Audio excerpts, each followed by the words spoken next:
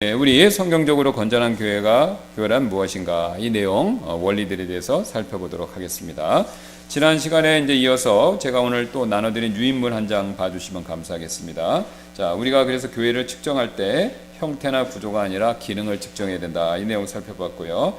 제재도에 대해서 우리가 잘 알고 이것을 기준으로 또한 평가해야 된다. 그 다음에 얼마나 교회에서 성도분들 간에 이 가족이 아닙니다. 가족처럼 기능해야 되는가, 이 내용을 살펴봤었죠. 오늘은 이제 그럼 교리에 있어서 우리가 무엇을 알아야만 성경적으로 건전한 교회로서 우리가 잘 평가될 수 있는가, 이제 이거죠. 자, 그래서 원칙을 한번 보겠습니다.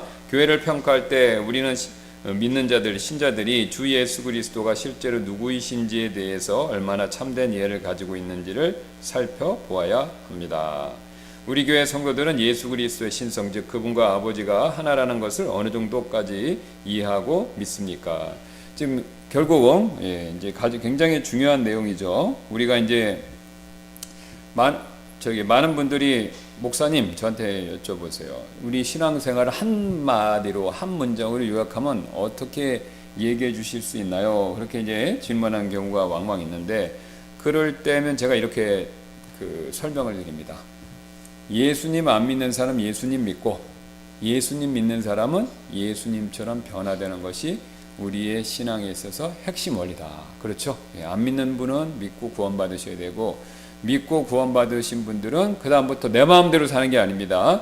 내 마음대로 사는 것이 아니라 누구를요? 우리를 구원해 준 예수님을 본받아서 따르는 삶. 이게 이제 제일 중요한 원리죠. 이게 왜 중요하냐, 이제 그 내용을 한번 살펴보겠습니다. 이 질문에 답하기 위해서 우리는 바울이 로마에 처음 수감되었을 때 쓴 세 편지, 즉 에베소, 골로새서, 빌립보서, 이거를 잘 살펴볼 필요가 있는데요. 왜 그러냐면 이 편지들은 약 12년간의 바울의 사역 이후에 쓴 겁니다. 그러니까 사도 바울이 3번에 걸쳐서 선교 여행을 떠나죠. 대략 이제 12년 정도로 추정이 되는데, 12년간 3번에 걸쳐서 선교 여행을 통해서 최소한 11개에서 12개 이상의 교회를 세운 걸로 이제 성경이 간접적으로 얘기를 합니다. 그러면 바울이 최소한 그 정도 교회를 개척했는데, 교회를 개척하고 그 다음에 성도들을 목양하고 또 여러 가지 면에서 보살필 때 이걸 쭉 보니까 이게 성도들이 일정한 문제의 패턴들이 발견된다라는 겁니다. 그리고 게다가 그 당시에는 기독교 기자도 몰랐죠. 그러니까 바울이 처음으로 전한 거지 않습니까? 그 전에는 기독교가 없었잖아요. 유대교는 있어도 기독교는 없었던 거예요. 우리처럼 가는 곳곳마다 십자가 있고 이런 게 없었던 겁니다. 기독교라는 거는 굉장히 낯설고 생소한 종교였어요. 종교적으로 보면. 그러니까 이 세상에서 기독교에 대해서 아는 사람이 없었다는 거죠. 유대인들, 소수의 유대인 빼놓고. 그런데 이제 기독교라는 것을 전하고 가장 먼저 유대인이 믿고 그 다음에 이방인들이 따라 믿기 시작했는데, 자, 그들의 삶을 가만히 보니까 과거의 삶과 바뀌지 않은 모습이 너무나 많았다는 겁니다. 유대인들은 과거 유대인처럼 사는 거고, 이방인들은 과거에 구원받지 못했던 하나님이 싫어하시는 삶의 모습, 이방인들의 모습처럼 사는 겁니다. 그러니까 이제 바울이 그것을 보고 어떻게 하면 이 사람들을 신앙생활을 잘하고 성숙된 그리스도인으로서도, 그 다음에 우리가 지금 살펴보고 있는 성경적으로 건전한 교회를 세울 수 있을까? 그 기준이 무엇일까? 이것을 면면히 살피고 연구를 했겠죠, 당연히. 자, 그래서 그 바울의 12년 사역에서 이렇게 하는 것이 그리스도를 제일 잘 따르고 이런 교회가 가장 성경적인 교회다라는 것을 정리해서 쓴 세 편지가 뭐냐면 에베소서, 골로새서, 빌립보서입니다. 이게 이제 감옥서신이라고 그러는데, 그러니까 사도 바울이 감옥에 로마에서 갇혔다가 한 번 풀려나고 그 다음에 두 번째 갇히고 나서 보통 이제 그 뒤에 네로에서 순교당한 걸로, 처형당한 걸로 이렇게 생각합니다. 그러니까 이제 바울이 자신의 사역의 말년에 신앙을 정리해서 쓴 게 이게 이제 뭐냐면 옥중서신 또는 이제 감옥서신이라고 부르는 거죠. 그래서 이 세 가지 서신 안에 그리스도인, 성숙한 그리스도인, 또 성경적으로 건전한 교회에 대한 기준, 원리, 원칙들을 아주 풍성하게 얘기했죠. 그래서 바울이 이제 이 편지를 쓰면서 강조한 게 있습니다. 뭐냐면요, 그리스도를 닮는 게 제일 중요하다. 이걸 굉장히 많이 강조했다라는 거죠. 그래서 가장 먼저 우리가 여기 보시면 에베소서 먼저 보면요. 에베소서 처음 3장 1, 2, 3장에서 우리가 그리스도 안에서 놀라운 부르심을 받았다. 바울이 이렇게 설명하고 그 다음에 그 부르심에 합당한 삶을 살아야 된다. 이렇게 얘기하죠. 한번 가서 보겠습니다. 우리 한번 성경 가지고 계시죠? 에베소서 4장 1절 한번 펴주시면 감사하겠습니다. 에베소 성도들에게 이렇게 얘기를 하죠.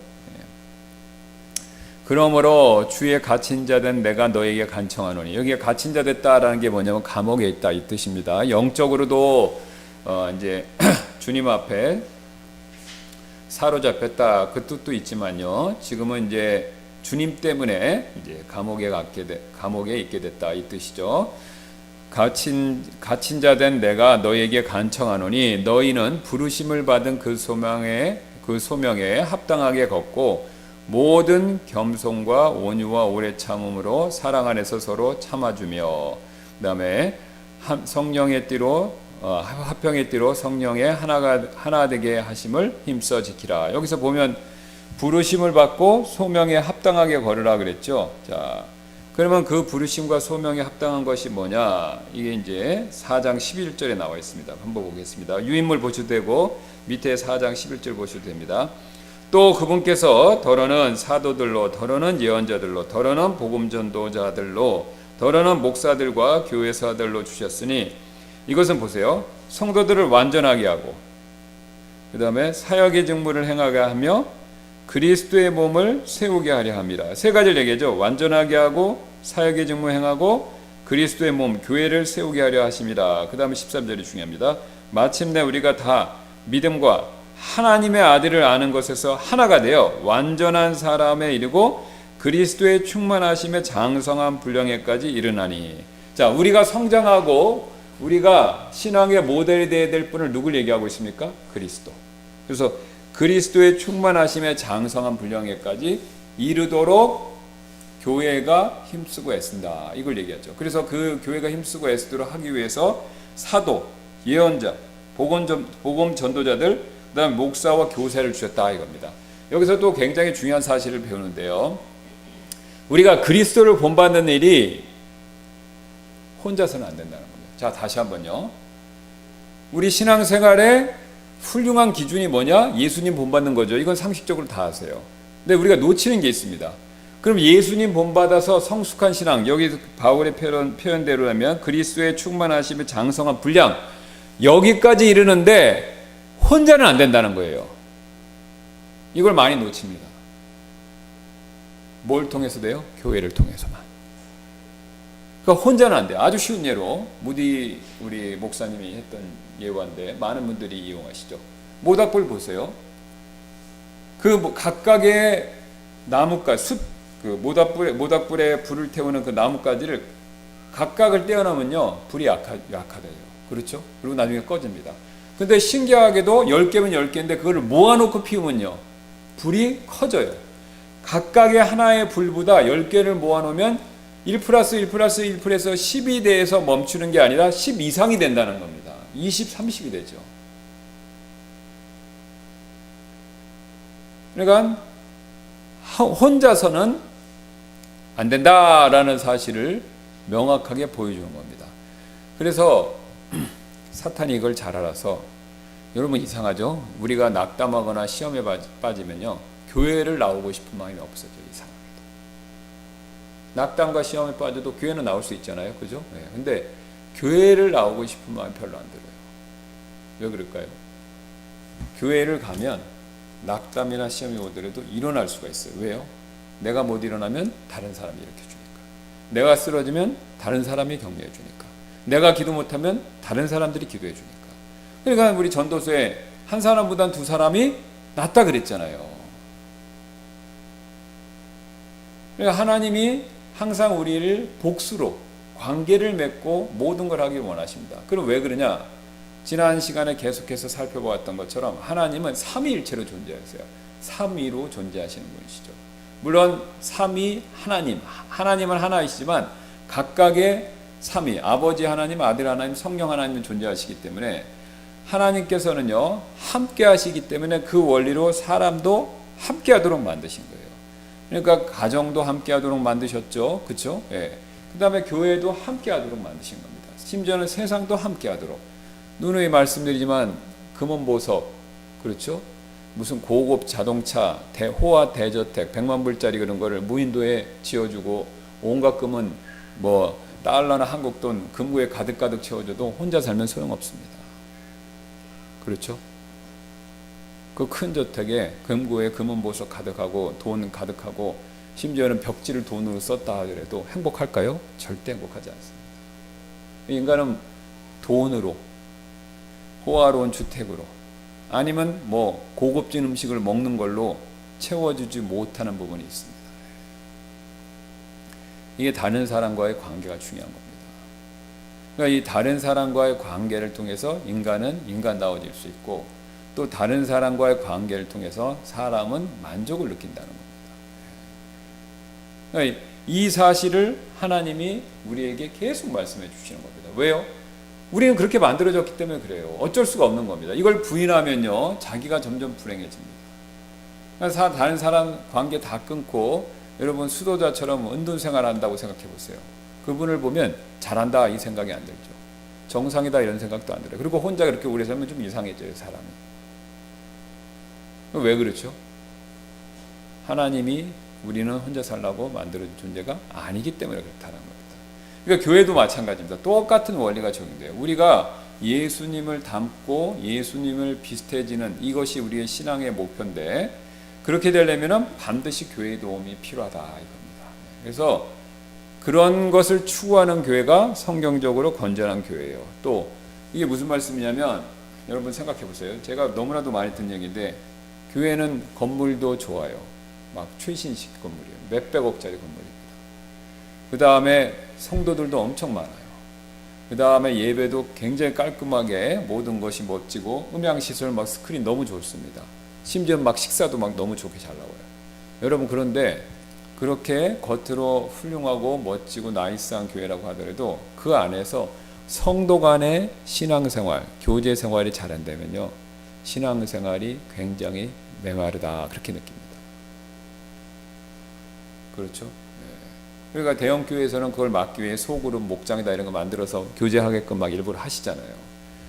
그러니까 그건 무엇을 보여주냐면, 교회에 아무리 시설 좋은데 나오고 큰 교회 나오고 그 다음에 예배 잘 드렸다 하더라도 성도 간의 교제가 원활하지 않으면요, 굉장히 한계와 부족함과 빈곤을 느낀다 이 뜻이죠. 그러니까 성경적으로 건전한 교회가 되려면 우리가 서로 돕고 서로 하나가 되면서 예수님을 닮도록 우리가 굉장히 서로에게 좋은 영향을 미쳐야 된다 이겁니다. 그러니까 교회 나와도 그런 영향을 서로 못 끼치면 건전한 교회라고 얘기하기가 어렵습니다. 그러니까 바울이 지금 얘기하지 않습니까? 완전한 사람에 이르고 그리스도의 충만하심에 장성한 분량에 이르기까지, 그게 목표로서 그리스도의 몸을 세우는 것이다. 분명히 얘기하죠. 자, 그래서 하나님께서 이제 그렇게 그 성숙한 과정을 이끄시는데, 그러다 보면요, 교회 안에 이 성숙의 단계가 다 틀립니다. 그렇죠? 이미 상당히 성숙한 분들이 있고, 그게 이제 교회에서 뭡니까? 리더들이죠. 저 같은 목회자, 선교사님, 아니면 이제 집사님들, 이렇게 되는 거죠. 그러니까 이제 그렇게 이미 어느 정도 성숙한 사람이 있고, 각 구원받은 사람이 있고, 나머지는 중간이겠죠. 계속해서 성숙해지는 과정이 있겠죠. 그러니까 그 성숙해지는 과정에 있어서 하나가 된다 이겁니다. 여러분, 자녀들 기를 때 똑같은, 우리 교회도 한 가정이 있잖아요. 막 애들이 이제 너무 많은데, 예. 근데 이제 약간 제가 비유로 들은 예하고는 조금 차이가 있습니다. 이게 이제 옛날 어르신들 생각하면 돼요. 막 10명 이상씩 낳으면, 근데 텀이 옛날엔 많아요. 그쵸? 제일 첫째하고 막내하고 10살 이상, 15살 이상 차이 납니다. 그러면 보세요. 제일 큰 형은 벌써 고등학교 되면 막내는 이제 3살, 4살이에요. 그러면 뭐 한 15살 이상씩 막 차이 나지 않습니까? 10살, 15살. 그러면 그 식구들이 그 가정 안에서 제일 큰 형부터 막내 막 이제 기니는 애까지 다양한 나이층의 아이들이 있어요. 그러니까 성숙도가 다 틀리는 겁니다. 근데 그 성숙도를 훌륭한 부모님이라면 그것을 다 품어서 아이들이 결국은 전부 잘 자라서 어른이 될 때까지 도와주는 게 목적이잖아요. 그렇죠? 그러니까 그랑 똑같습니다. 우리 교회 안에 다양한 영적 성장 단계에 있는 분들이 있는데 그분들을 전부 합쳐서 같이 서로가 잘 자랄 수 있도록 이 역할이 제일 중요하다 이겁니다. 집에 있는데 형이 동생한테 관심이 없어요. 뭘 먹는지, 뭐 우유를 먹는지 자는지. 그러면 동생이 갓난이 동생이 어떻게 되겠습니까? 잘 자랄까요? 못 자랄까요? 잘 못 자라죠. 잘 못 자라죠. 그러니까 형이 누나가 동생들을 보는 게 맞는 거죠. 그래야 밑에 있는 동생들도 잘 크는 거죠. 조금 크고 이제 걸어 다니고 그래요. 근데 그 애들이 이제 걸어 다니고 그러면 뭐 만지거나 놀다가 다치잖아요. 그러니까 그 형이 아이들이 사고 치나 안 치나, 다치나 안 다치나 그것도 잘 살펴야 되잖아요. 그 다치면 또 어려움이 있지 않습니까? 그러니까 이제 위에 있는 형이 잘 살피듯이 교회에서도 마찬가지입니다. 우리가 믿음이 먼저 성숙한 분들이 지금 막 신앙이 자라고 있는 분들을 잘 살펴야 된다 이거죠. 예.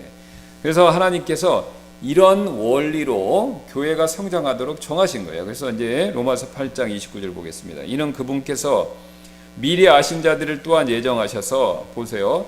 자신의 아들의 형상과 같은 모습이 되게 하셨기 때문이니 이것은 그분이 많은 형제들 중에서 맏아들이 되게 하려 하심이니라.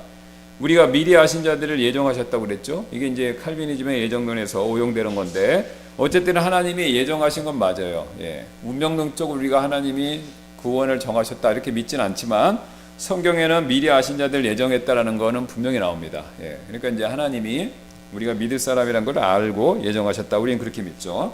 자, 그래서 하나님께서 믿을 자들을 미리 알고 이제 이렇게 구원받도록 정해 주셨는데 그 구원받은 결과가 뭐냐면요. 자신의 아들의 형상과 같은 모습이 된다 이겁니다. 그러니까 그리스도의 형상을 닮아가는 게 그게 목적이다 이거죠. 예. 자, 이게서 우리가 그리스도의 모습을 담는 것이 굉장히 하나님의 뜻과 계획이다. 이것을 얘기하고 있죠.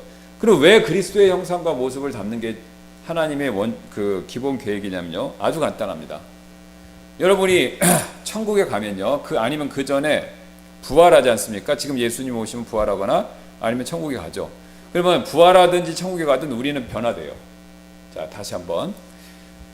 부활을 하면 이 순간에 부활하면 우리가 육체적으로 일단 먼저 변화가 있죠. 그 다음에 우리가 이 상태에서 죽어서 그냥 영원히 간다 그래도 우리의 영혼의 모습은 변화됩니다. 우리의 고유한 존재는 그대로 있지만 변화되는 거예요. 그러면 변화되는데 지금 모습에서 바뀐다 이겁니다. 그럼 바뀌면 뭔가 모델이 있겠죠. 본보기가 있겠죠. 그 본보기가 누구냐? 그게 예수님이에요. 그게 예수님입니다. 그러면 예수님이랑 판박이 같은 쌍둥이 같이 되는 건가요? 그게 아니죠. 자, 이것을 이해하시려면 형상의 개념을 아셔야 됩니다. 지금 아들의 형상이 된다 그랬죠. 아들의 형상이. 자, 형상은 똑같은 거. 그 똑같은 복사분을 얘기하는데 제가 아주 이해하시기 쉽게 자주 드리는 예인데 이번에도 제가 이제 또 똑같이 과거에처럼 겪었던 일입니다. 제 아들이 이제 결혼식 이제 장가 보내려고 이번에 미국 갔다 오지 않았습니까? 그래서 이제 며느리 될 사람을 처음 봤어요. 이제 영상으로는 봤지만 이렇게 얼굴을 맞대고 처음 봤어요. 그 처음 봤는데 저도 처음 보고 이제 우리 지금 현재 며느리도 저를 처음 본 거예요. 그래서 처음 봤는데 보고 나서 하는 얘기가 뭐냐면 무슨 얘기를 했냐면요. 우리 신랑 될 사람하고 저하고 똑같다는 거예요. 네. 그러면 얼굴 모습이 똑같은 게 아니라 형상을 갖고 있는 거죠. 제가 가지고 있는 형상을 제 아들도 갖고 있는 거예요. 바로 이겁니다. 여러분 가족에서 부모님하고 자녀들 사진 이렇게 있는 거 있죠. 쫙 보시면 집안 사진 있으면요. 서로 100% 똑같은 건 아니지만 쌍둥이들처럼 서로 이미지가 있어요. 얼굴에 형상이 있는 거예요. 그러니까 그걸 딱 보면 이 집안 사람이다. 그거를 우리가 이해할 수 있는 겁니다. 바로 그거예요. 우리 각자 모습은 다 틀린데 우리가 이제 나중에 천국 가면요. 변화됩니다. 어떤 모습으로요? 그리스도가 가진 형상을 우리도 갖게 되는 겁니다. 그러니까 그리스도의 얼굴을 갖는다는 게 아니라 그리스도가 가지고 있는 특징들을 우리도 갖게 되고 우리가 천국 가면 그거를 완전하게 갖게 된다는 거예요. 그러니까 지금 우리도 이미 형상을 이미 갖고 있고 그 형상이 점점 뚜렷해지는 거로 가는 겁니다. 그리고 뚜렷해지는 거로 가고 천국 가면 그게 더 확실하고 분명하고 명백해지는 거예요. 그러니까 천국 가면요. 저를 보세요. 우리 천국 가면 이렇게 만나겠죠? 그러면 제가 여기 문영재님을 보고 우리 황건희 자매님하고 우리 김순옥 어머님 이렇게 봐도 이렇게 보면 첫 인상이 뭘 느끼냐면 예수님에 대한 냄새가 난다는 겁니다. 첫 인상이 문영재님 고유의 모습이 아니라 우리 예수님의 형상과 냄새가 난다는 거예요. 여러분, 우리가 그런 얘기들 많이 하세요. 어디 길을 가거나 누구 직장에서 사람 만나면 그리스도인이라는 걸 이렇게 느끼죠. 여러분 느끼신 적 있죠? 그렇죠? 이 사람은 꼭 예수님 믿는 사람 같아. 그런 걸 말 안 해도 그 뭔가 느끼는 게 있는 겁니다, 영적으로. 그러니까 우리가 그리스도인이라는 걸 뭔가 이 세상에도 느끼는 거예요. 근데 천국 가면 그게 더 명확해진다는 겁니다. 근데 그 그리스도인이라는 걸 느끼는데 그 느끼는 그 특징이 나 자신을 반영하는 게 아니라 예수님을 반영하는 모습이 굉장히 뚜렷해지는 거죠. 그러니까 천국에 가면요, 전부 그리스도의 향기가 다 느껴지는 겁니다. 그러면 왜 천국이 좋으냐? 전부 그리스도를 담거나 그리스도의 모습과 비슷하니까 얼마나 천국은 서로에게 잘 대해주겠습니까? 그렇죠? 우리 교회가 전부 예수님 같이 변화된 사람들만 있어 보세요. 그럼 우리 교회 어떻게 될까요? 엄청 좋은 교회 되겠죠? 서로 친절하고 은혜를 베풀고 오래 참아주고 남을 배려하고, 그렇죠? 전부 그리스도인 같이 변화된 교회면 얼마나 교회가 좋은 교회가 되겠습니까? 그러니까 천국은 다 그런 모습이 되는 거예요. 나 각자, 나 김영훈이란 본래의 모습을 갖고 있지만 그 본 모습의 밑바탕에는 누구를 닮아요? 바로 그리스도를 담고 있는 거죠.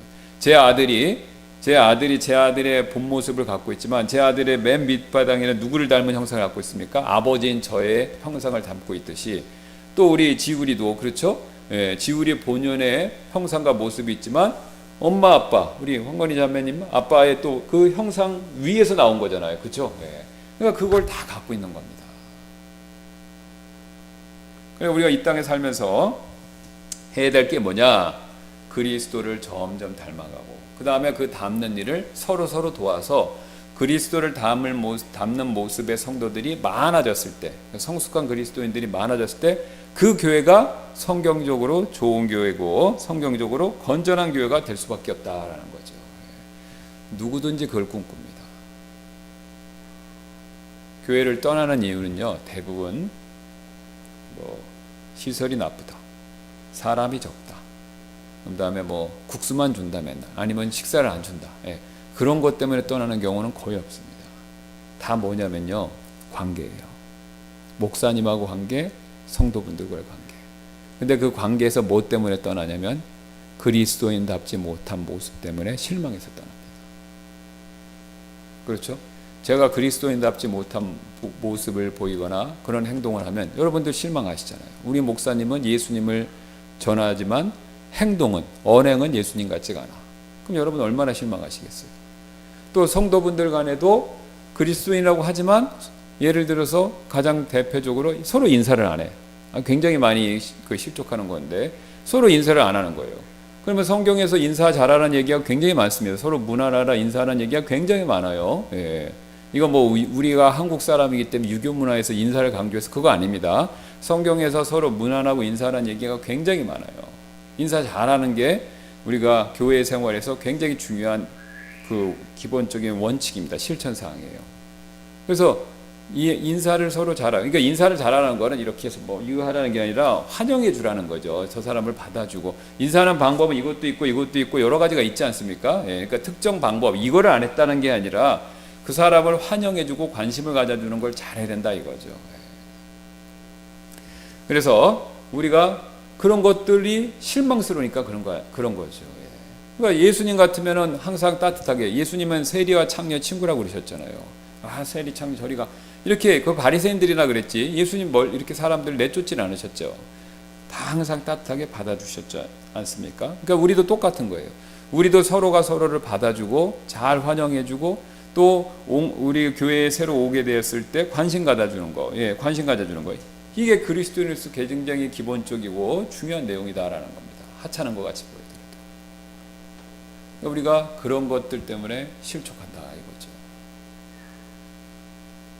아니면은 아시는 것처럼 서로 정죄를 너무 잘한다든가, 그죠? 아니면은 뒤에서 험담을 너무 잘한다든가, 다 그런 내용이에요.